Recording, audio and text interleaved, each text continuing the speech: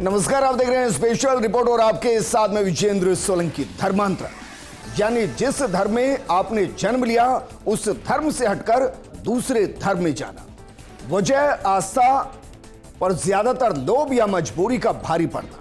लेकिन क्या वाकई में धर्मांतरण एक साजिश है, एक आस्था है, एक मिशन है, एक मकसद है, एक धोखा है, या कहीं वर्तमान राजस्थान हिंदुस्तान के सामने डराने वाली हकीकत है? क्या पढ़ाने के नाम पर, नौकरी दिलाने के नाम पर, मकान देने के नाम पर, या चंद लाख की मदद के नाम पर, इलाज करने के नाम पर ईश्वर बदलने और धर्म बदलने का विकल्प हो सकता है? आज हम आपको आंकड़ों के आईने से वो घिनौना सच दिखाने वाले हैं जिसमें मिशनरी का मिशन या ईसाई बनाने की मशीन में फंसकर मांझा मर गए, दर्जनों बर्बाद हो गए, हजारों धर्म छोड़ गए और लाखों की आस्था बदल गई और क्षेत्रों का सामाजिक ताना बाना बिगड़ गया। आज हम आपको ईसाई बनाने की उस मशीन से रूबरू कराएंगे जिसके चंगुल में फंस गरीब, असहाय आदिवासी ईसाई बन गए। लेकिन क्या यह साजिश है? इसकी शुरुआत कब से हुई? सरकार रोकने के लिए क्या कर रही है? और क्या आज ये राजस्थान के आदिवासी इलाकों से आगे बढ़ते हुए पूरे राजस्थान और हिंदुस्तान में फैल चुकी है? क्योंकि यह है मिशन रिधर्मांतरण, ईसाई बनाने की मशीन पर सबसे बड़ा प्रोग्राम। धर्म का प्रचार मेरे धर्म के विरुद्ध नहीं होगा।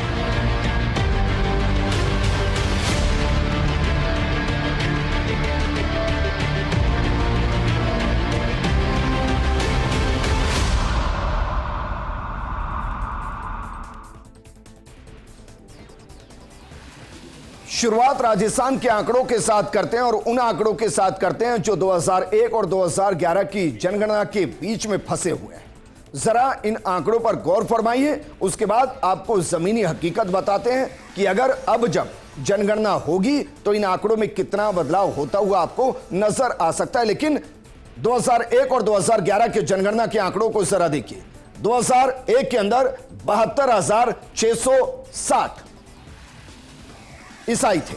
2011 में 96,430 ईसाई हो गए। लगभग 23% के आसपास का इजाफा हुआ है, जबकि इसी दौरान राजस्थान के अंदर और किसी धर्म के अंदर इतनी बढ़ोतरी नहीं की गई। तो सवाल यह कि यह कैसे हुआ? दरअसल 2011 की जनगणना में राजस्थान की 6,85,00,000 के आसपास की आबादी में ईसाई जनसंख्या 0.14% यानी कि 1 लाख से भी कम है। बांसवाड़ा समेत राजस्थान के आदिवासी बहुल्य 8 जिलों में आदिवासियों की कुल आबादी 45 लाख के आसपास थी। अब अकेले 1532 गांव वाले बांसवाड़ा जिले में ही ईसाई बन चुके आदिवासियों की तादाद 1 लाख से ज्यादा बताई जा रही है, सिर्फ एक जगह पर। इसी तरह उदयपुर और डूंगरपुर जिले में भी हाल के सालों में करीब 1 से 2 लाख आदिवासियों ने ईसाई धर्म को अपनाया है।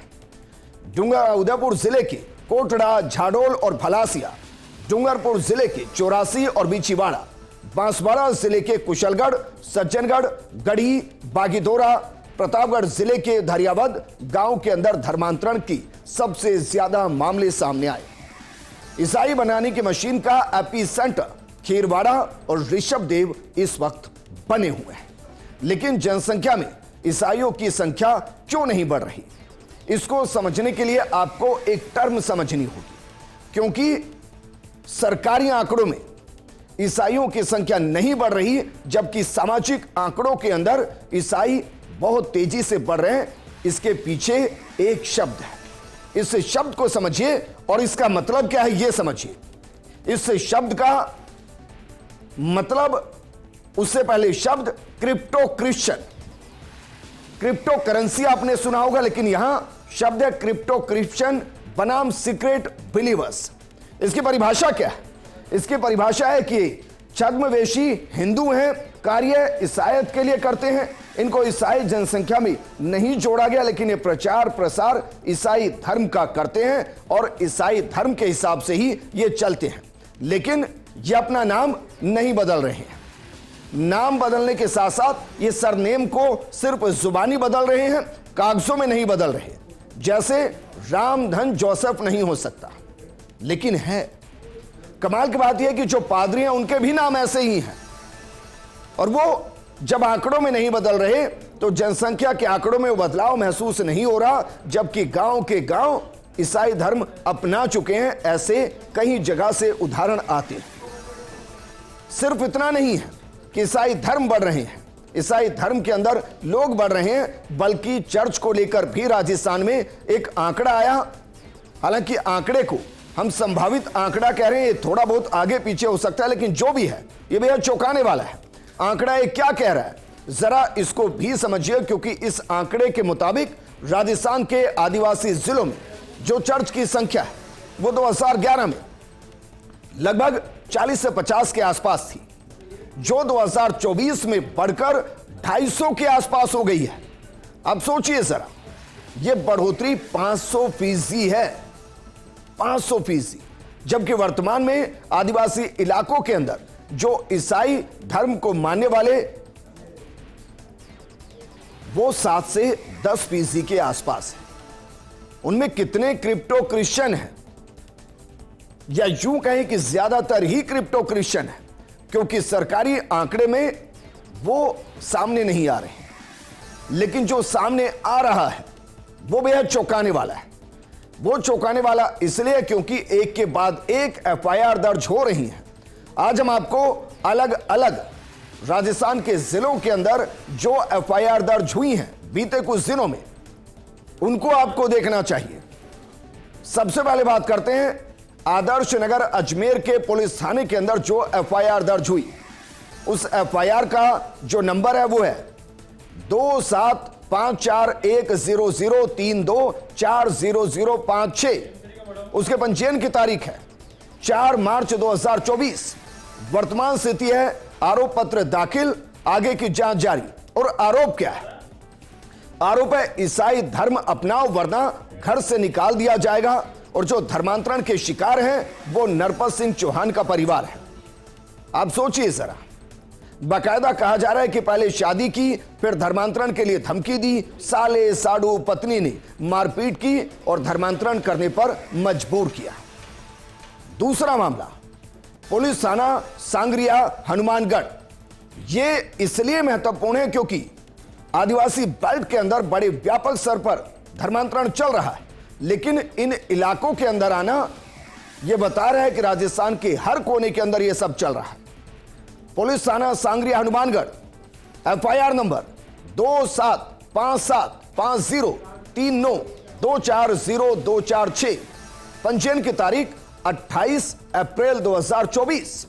वर्तमान स्थिति आरोप पत्र दाखिल, आगे की जांच जारी। आरोप क्या है? सभी को बहला फुसला कर धर्म परिवर्तन करवाना। धर्मांतरण की जो शिकार है वो सुरेंद्र कुमार है। आगे जरा देखिए, पुलिस थाना मथुरा गेट भरतपुर। हर जिले के अंदर के हम मामले निकाल कर लाए। यहां जो एफआईआर नंबर है वो है 27546031240596 और इसकी पंजीयन की तारीख 5/7/2024। आरोप क्या है? ईसाई धर्म का प्रचार प्रसार करना, मूर्ति पूजा छोड़कर ईसाई धर्म ग्रहण करवाना। और धर्मांतरण की जो शिकार है वो रविंद्र कुमार का परिवार है। इसके अलावा जयपुर के अंदर भी, जयपुर के अंदर पुलिस थाना गांधीनगर के अंदर मामला दर्ज हुआ। जो एफआईआर नंबर है वो है 27877020240310। पंजीयन की तारीख है 13/9/2024। आरोप हिंदू धर्म सबसे भ्रष्ट धर्म है कहा गया है। जो ईसाई धर्म अपनाना चाहते हैं और जो मजबूर कर रहे हैं, वो कह रहे हैं कि यीशु मसीह की प्रार्थना कीजिए, सभी कष्ट दूर हो जाएंगे। और जो धर्मांतरण की शिकार है वो सुमित्रा देवी का परिवार है। आगे जरा देखिए झुंझुनू, पुलिस थाना सिंघाना, एफआईआर नंबर 2750560033240310। पंजीयन की तारीख 13/10/2024 अभी जांच चल रही है। आरोप क्या है? धर्म परिवर्तन के लिए बाकायदा वहां कार्यक्रम हुआ है और लोगों को ईसाई बनाने का प्रलोभन दिया गया है, चाहे वो पैसों के दम पर दिया है, मकान के दम पर, इलाज के दम पर, या शिक्षा के दम पर, या कुछ और रहा हो। और जो धर्मांतरण की शिकार है वो है एसडी देवेंद्र भवदिया का परिवार। इसके अलावा बांसवाड़ा के कसारवाड़ी पुलिस थाने के अंदर मामला दर्ज हुआ है, जो एफआईआर नंबर है 27544013 250015। पंजीयन की तारीख है 24 जनवरी 2025 और आरोप क्या है? 1 लाख रुपए का लालच दिया है, ईसाई धर्म स्वीकार करवाया 1 लाख रुपए देकर। धर्मांतरण की शिकार कौन है? मांगीलाल का परिवार है। यह बांसवाड़ा का मामला है, जबकि झुंझुनू के मेड़ा पुलिस थाने के अंदर भी मामला दर्ज हुआ, जो एफआईआर नंबर है 27560039250083। पंजीयन की तारीख है 20/5/2025। आरोप क्या है? कुछ लोगों ने ईसा मसीह का गुणगान किया। सनातन धर्म के कोई देवी देवता नहीं, सनातन धर्म के देवी देवताओं का अपमान किया। और जो धर्मांतरण की शिकार है वो नानड़ राम का परिवार है। कोटा के अंदर भी जो एजुकेशन सिटी है, वहां के कैथून पुलिस थाने के अंदर मामला दर्ज हुआ। एफआईआर नंबर है 27572025250155 और पंजीयन की तारीख क्या है? 22 अप्रैल 2025। आरोप क्या है? भील समुदाय में बैठक की गई, ईसाई धर्म ग्रहण करवाया गया। धर्मांतरण की जो शिकार है वो भील समुदाय है। आप सोचिए, राजस्थान का क्या वाकई में कोई ऐसा जिला बचा है जहां धर्मांतरण हो नहीं रहा? और अगर धर्मांतरण हो रहा है तो उसकी शिकायत नहीं हो रही, और शिकायत हो रही है तो एक्शन नहीं हो रहा। आप सोचिए जरा, कोटा का कैथून पुलिस थाना, जहां की एफआईआर नंबर 27572025250158। पंजीयन की तारीख 24 अप्रैल 2025। आरोप पैसों का लालच, मकान का लालच और उसके बाद धर्म परिवर्तन करने पर मजबूर करना। धर्मांतरण का जो शिकार है वो राम जी की टापरी है। आप सोचिए जरा, बांसवाड़ा के कुशलगढ़ के अंदर पुलिस थाने के अंदर मामला दर्ज हुआ और यहां एफआईआर नंबर क्या है?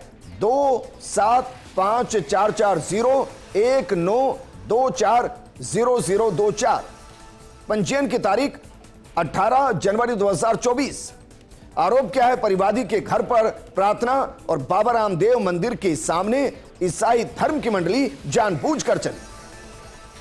धर्मांतरण के जो शिकार है वो 35 से 40 लोग, जिन्होंने मामला दर्ज कराया। वहीं गढ़ी बांसवाड़ा पुलिस थाने के अंदर भी मामला दर्ज हुआ। FIR number 27544015250013। पंजीयन तारीख 11/1/2025। आरोप 1 लाख रुपए दिए, 10 लोगों को ईसाई बनाया और धर्मांतरण की यही 8 से 10 लोग जो शिकार हैं। इसके अलावा झुंझुनू के पिलानी थाना पुलिस के अंदर मामला दर्ज हुआ। FIR number 27560030250062। 16 मार्च 2025 को यह मामला दर्ज हुआ। आरोप है कि लालच देकर भ्रमित किया गया और सनातन धर्म को गलत बताया गया। धर्मांतरण की शिकार 100 से 110 लोग हैं। वहीं भरतपुर के चिकसाना पुलिस थाने के अंदर मामला दर्ज हुआ। FIR number 27546011240049।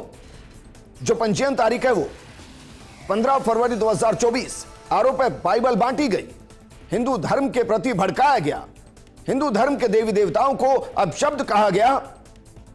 अजय सिंह जाटव धर्मांतरण के शिकार, और ये 1-2 मामले नहीं है, बल्कि एक मामला मंजा का भी है।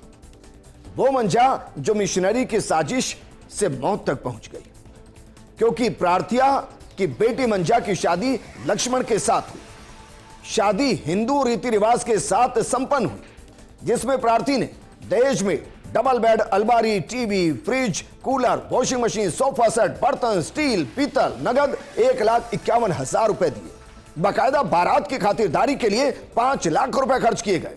लेकिन लड़के के पिताजी इतने दहेज में खुश नहीं हुए, उन्होंने दुल्हन को ले जाने से मना कर दिया और दहेज में एक बुलेट बाइक और 1 लाख रुपए और मांगने लगे। क्या वाकई में दहेज का मामला है?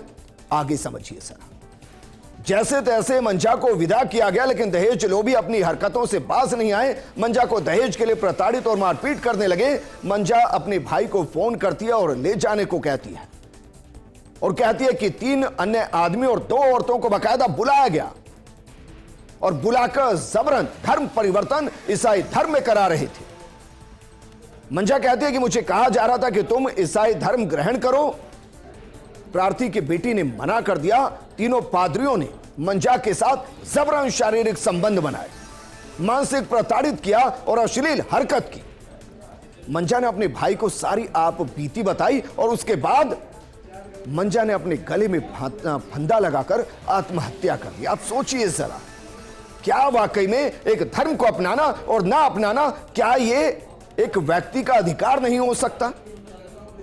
और क्या दहेज के लिए इसलिए प्रताड़ित किया जा रहा था कि मंजा को मजबूर कर दिया जाए कि वो ईसाई धर्म को अपना ले? बाकायदा आत्महत्या से पहले मंजा ने एक वीडियो बनाया और वो वीडियो सोशल मीडिया पर भी चला। लेकिन साजिश से धर्मांतरण तक ये कहानी आज शुरू नहीं होती।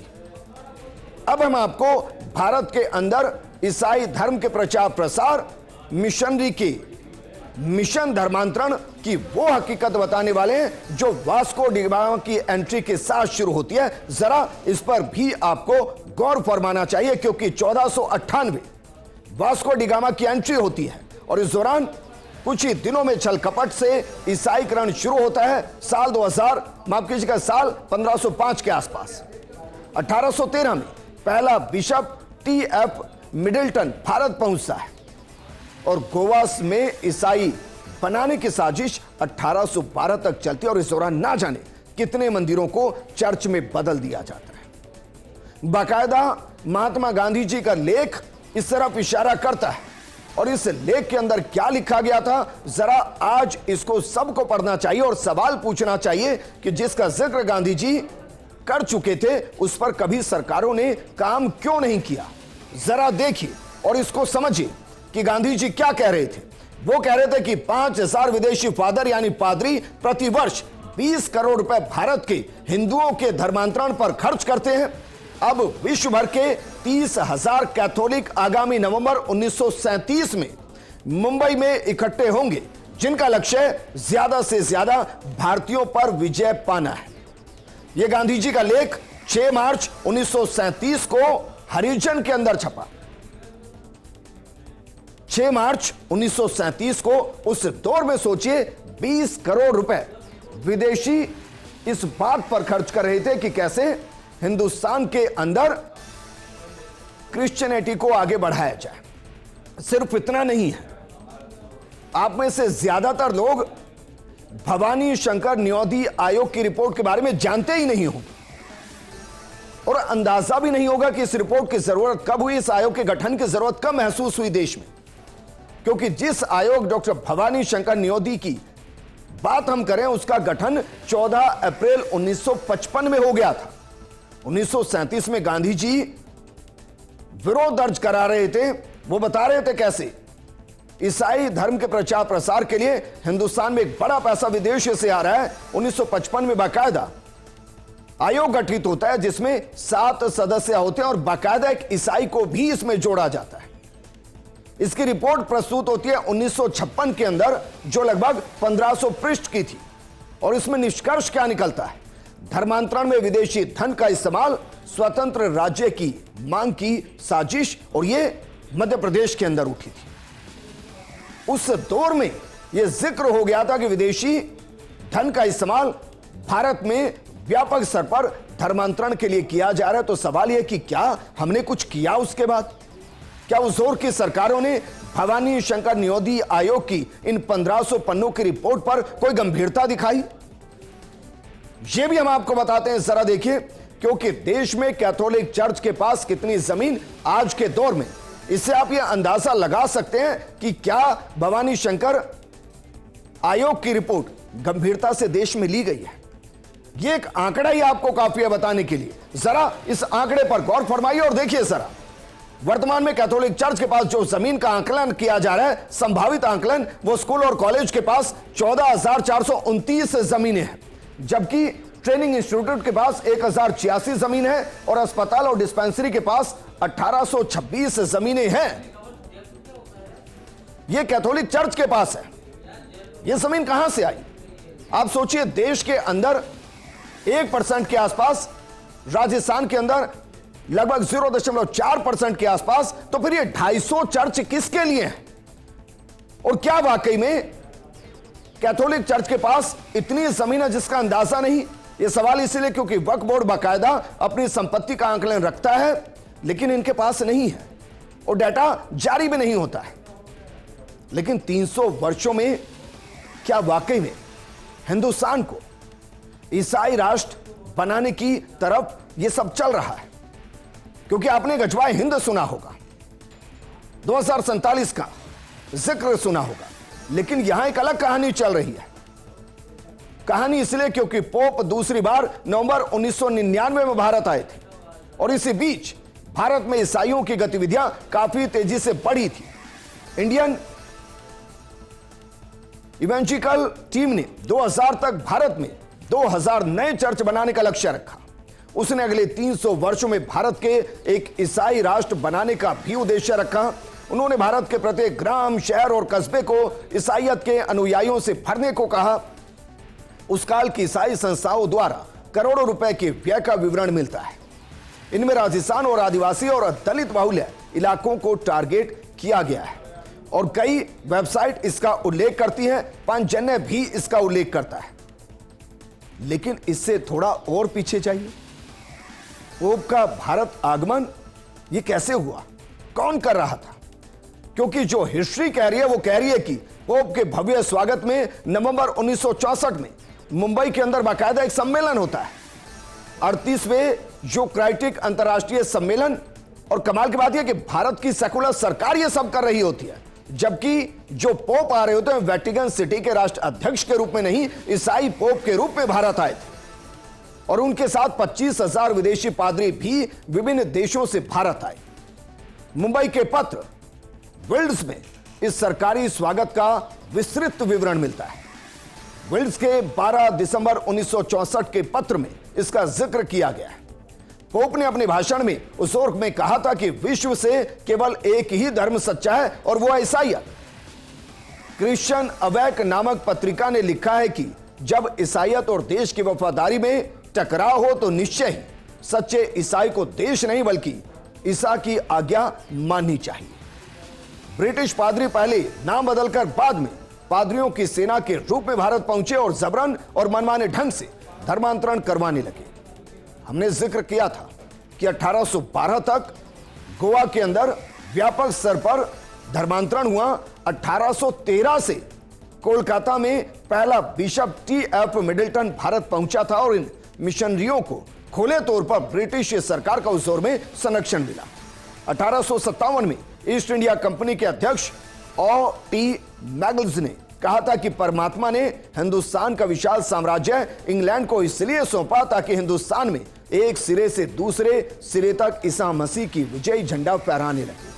लेकिन ना तो अंग्रेज भारत का पूरी तरह धर्मांतरण कर ईसाई बना सके और ना ही भारत को अपना स्थायी निवास। लेकिन क्या यह प्रैक्टिस आज भी चल रही है? जितनी FIR हमने आपको दिखाई, मंजा की कहानी हमने आपको बताई, वो इस तरफ इशारा करती है। तो क्या वाकई में मिशनरी को धर्मांतरण की मशीन बनने से रोका जा सकता है? हम कुछ उदाहरण या कहें कुछ सुझाव इसको लेकर दे रहे हैं जो शायद लागू होने चाहिए, जिनमें सबसे पहला है भवानी शंकर न्यायाधि के सुझावों को लागू किया जाना चाहिए।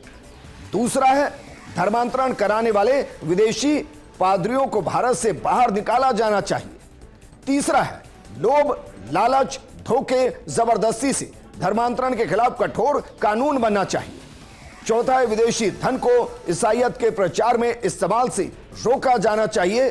और पांचवा जो सबसे महत्वपूर्ण है, क्योंकि एक धोखा है जो देश के साथ है, जो समाज के साथ है, जो खुद के साथ है। क्रिप्टो क्रिश्चियन या सीक्रेट बिलीवर्स को बेनकाब किया जाना चाहिए और अंत में ईसाई धर्म अपना चुके भ्रमित लोगों को वापस मूल से जोड़ा जाना चाहिए।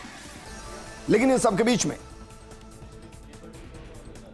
हमारे सहयोगी दिनेश कसाना ने विधायक बालमुकुंदाचार्य से बातचीत की और इस मुद्दे की गंभीरता को समझते हुए उनसे गंभीर सवाल किए। उन्होंने क्या कुछ कहा, सुनिए सर। कुछ क्षेत्रों से आती है सूचनाएं, उदयपुर के आसपास कभी बांसवाड़ा, भीलवाड़ा आदिवासी क्षेत्रों में लोभ लालच देकर कुछ ईसाई मिशनरियाँ धर्म परिवर्तन कराने का काम करती है। कुछ शिकायतें हैं कि बॉर्डर के आसपास जहाँ पाकिस्तान से लगते हुए बॉर्डर हैं और जहाँ